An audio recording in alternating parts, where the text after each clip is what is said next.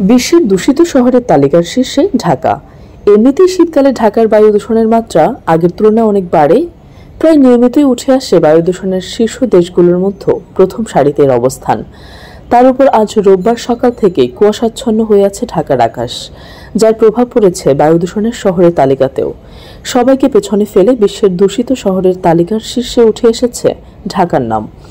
দূষণ পর্যবেক্ষণকারী সংস্থা IQAir এর তথ্য অনুযায়ী আজ ঢাকার বাতাসের মান বিপজ্জনক। সংস্থাটি জানিয়েছে, রোববার সকালে ঢাকার মান সূচকের স্কোর ছিল 374। দ্বিতীয় স্থানে আছে মিয়ানমারের রাজধানী ইয়াঙ্গুন।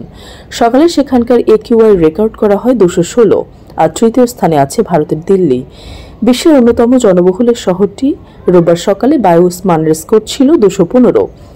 এই দুটি শহরের বাতাস অত্যন্ত অস্বাস্থ্যকর বলে জানিয়েছে IQAir। গতকাল রাতে আবহাওয়া অফিস জানায়, আগামী 24 ঘন্টায় অস্থায়ীভাবে আংশিক মেঘলা আকাশ সহ সারা দেশের আবহাওয়া প্রধানত শুষ্ক থাকতে পারে। তবে মধ্যরাত থেকে সকাল পর্যন্ত সারা দেশের কোথাও কোথাও মাঝারি থেকে ঘন কুয়াশা পড়তে পারে এবং তা দুপুর পর্যন্ত অব্যাহত থাকতে পারে। ঘন কুয়াশার কারণে বিমান চলাচল, অভ্যন্তরীণ নদী পরিবহন এবং সড়ক যোগাযোগ সাময়িকভাবে ব্যাহত হতে পারে। রোববার সকালে রাজধানী ঢাকায় ঘন কুয়াশা দেখা যায়। কুয়াশার ঘনত্ব এতই বেশি ছিল যে রাস্তায় গাড়ি ও বাস নিয়ে বের হওয়া চালকদের জন্য বেশ হিমশিম খেতে হচ্ছিল। তবে বেলা বাড়ার সঙ্গে সঙ্গে কুয়াশা কেটে যেতে থাকে।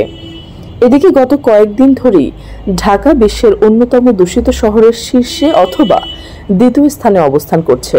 পরিস্থিতি ভালো না হওয়ায় সাধারণ মানুষ বায়ুজনিত বিভিন্ন রোগে আক্রান্ত হচ্ছেন।